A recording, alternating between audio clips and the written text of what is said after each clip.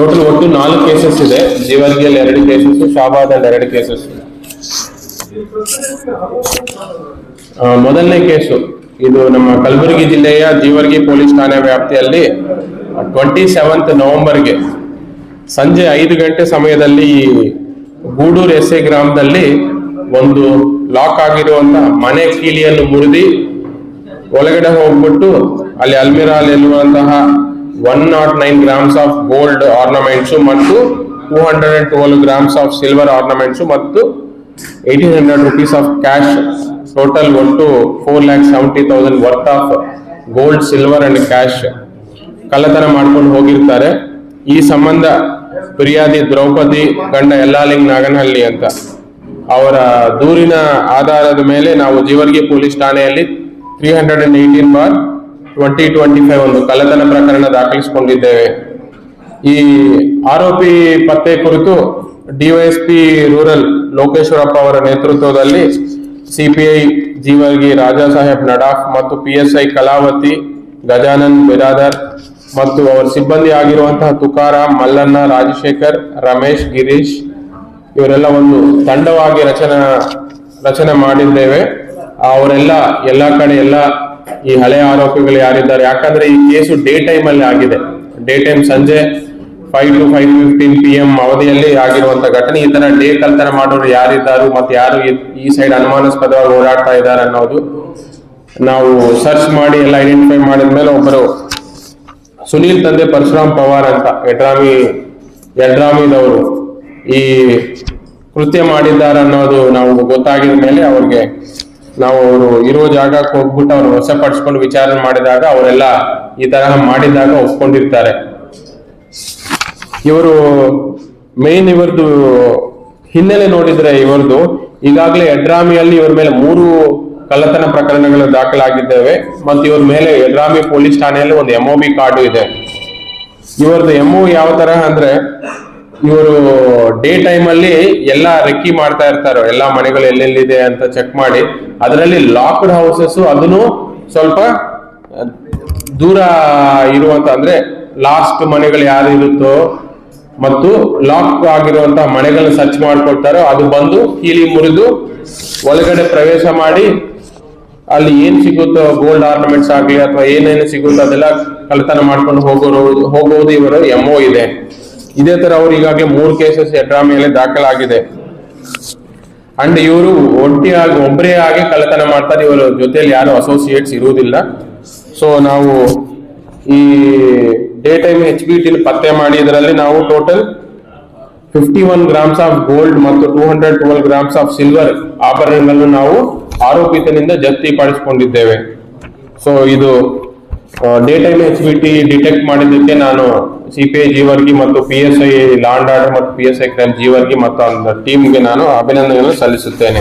ಒಂದು same Jevargi police ಠಾಣಾ ವ್ಯಾಪ್ತಿಯಲ್ಲಿ ಬರುವಂತ ಈಜೇರಿ ಗ್ರಾಮದಲ್ಲಿ December 1st, 2025 ಅಂದು early morning around 3 to 4 AM ಸಮಯದಲ್ಲಿ ಒಬ್ಬ ಅಪರಿಚಿತ ವ್ಯಕ್ತಿ ಈ ಚಾಕು ಹಿಡ್ಕೊಂಡು ಈ ಫಿರ್ಯಾದಿ ಅಮೀರ್ ಬಿ ಮನೆಯಲ್ಲಿ ಒಬ್ಬರೇ ಇರ್ತಾರೋ ಅವರು ಬಂದು ಅವರು ಡೋರ್ ನಾಕ್ ಮಾಡಿ ಓಪನ್ ಮಾಡಿದ ಮೇಲೆ ಅವ್ರಿಗೆ ಚಾಕುವಿಂದ ಹಲ್ಲೆ ಮಾಡಿ ಅವರ ಕೊರಳಲ್ಲಿರುವಂತಹ ಬಂಗಾರ ಆಭರಣಗಳನ್ನು ಅವರು ಕಿತ್ಕೊಂಡು ಹೋಗಿರ್ತಾರೆ ಮತ್ತು ಹೋಗುವ ಸಮಯದಲ್ಲಿ ಅವ್ರು ಗಾಯ ಮಾಡಿರ್ತಾರೆ.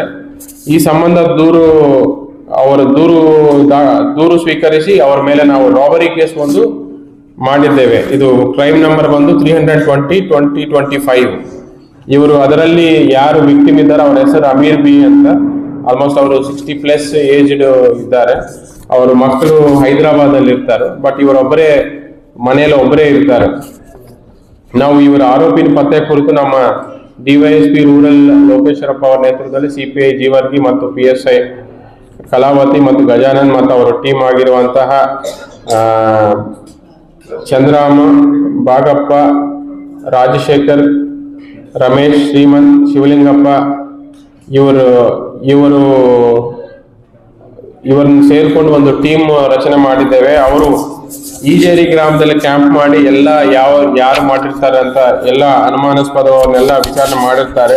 ಬಟ್ ಅದರಲ್ಲಿನೂ ನಮ್ಗೆ ಡಾಕ್ಟರ್ ಅದನ್ನು ಒಂದು ಹೆಲ್ಪ್ ಆಗಿದೆ. ಏನು ಇದು ಇನಿಷಿಯಲ್ ಆಗಿ ಸೀನ್ ಆಫ್ ಕ್ರೈಮ್ ವಿಸಿಟ್ ಮಾಡಿದಾಗ ಡಾಗ್ ಈ ಆರೋಪಿ ಮನೆ ಕಡೆ ಹೋಗುತ್ತೆ. ಸೊ ಅದರಿಂದ ಅವ್ರನ್ನು ನಾವು ಒಂದು ಸಸ್ಪೆಕ್ಟ್ ಮಾಡಿಕೊಂಡಿದ್ದೇವೆ. ಬಟ್ ಇದರಲ್ಲಿ ಇಂಪಾರ್ಟೆಂಟ್ ಏನಂದ್ರೆ ಅವ್ರ ಆರೋಪಿ ಅವರು ಗ್ರ್ಯಾಂಡ್ ಸನ್ ಮೊಮ್ಮಗ ಆಗಿರ್ತಾನೆ. ಮೊಮ್ಮಗ ಇವ್ರ ಫಿರ್ಯಾದಿ ಬಂದು ವಿಕ್ಟಿಮ್ ಬಂದು ಅಮೀರ್ ಬಿ ಅಂತ, ಅವ್ರ ದೂರದ ರಿಲೇಷನ್ ಯೂನಸ್ ಅಂತ. ಇಲ್ಲ ಅಂದ್ರೆ ರಿಲೇಷನ್ ಮೊಮ್ಮಗ ಲೆಕ್ಕದಲ್ಲಿ ರಿಲೇಷನ್ ಬರ್ತಾರೆ, ಬಟ್ ದೂರದ ರಿಲೇಷನ್. ಅವ್ರ ಅಜ್ಜ ಟೈಮಲ್ಲಿ ಅವ್ರ ರಿಲೇಷನ್ ಅಲ್ಲಿ ಅವ್ರ ಮೊಮ್ಮಗ ಆಗ್ತಾನೆ. ಅವ್ರ ಹೆಸರು ಬಂದು ಯೂನಸ್ ಅಂತ. ಇವರು ಈಜೇರಿ ಲೋಕಲ್ ಅಲ್ಲೇ ಇರ್ತಾರೋ. ಇವರಿಗೆ ಮದ್ಯಪಾನ ಅಂದ್ರೆ ಕುಡಿಯುವುದು ಅಭ್ಯಾಸ, ಡ್ರಿಂಕಿಂಗ್ ಹ್ಯಾಬಿಟ್ ಇರುತ್ತೆ. ಮತ್ತೆ ಎಲ್ಲಾ ಕಡೆ ಸಾಲ ಮಾಡಿರ್ತಾನೆ. ಅವ್ರಿಗೆ ಅವಶ್ಯಕತೆ ಇರುತ್ತೆ.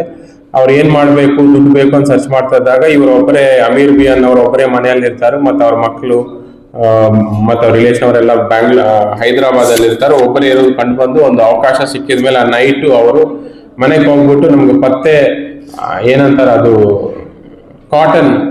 ಕಾಟನ್ ಪರ್ಚೇಸ್ ಮಾಡೋದಿದೆ ಅಂತ ಹೇಳಿದ ಮೇಲೆ ಅವ್ರು ಡೋರ್ ನಾಕ್ ಮಾಡ್ತಾರೆ. ಅವ್ರು ಯಾರಿದ್ದಾರೆ ಈ ಸಮಯದಲ್ಲಿ ಅಂತ ಅಮೀರ್ ಬಿ ಅನ್ನೋರು ಡೋರ್ ಓಪನ್ ಮಾಡ್ತಾರೆ. ಅವ್ರು ಓಪನ್ ಮಾಡಿದ ತಕ್ಷಣ ಹೋಗ್ಬಿಟ್ಟು ಕುತ್ತಿಗೆಗೆ ಹಿಡಿದು ಚಾಕುವಿಂದ ಹಲ್ಲೆ ಮಾಡಿ ಅವರು ಈ ಕೊರಳಲ್ಲಿರುವಂತ ಒಂದು ಬಂಗಾರ ಆಭರಣ ಕಿತ್ಕೊಂಡು ಅಲ್ಲಿಂದ ಪರಾರಿ ಆಗಿರ್ತಾರೆ.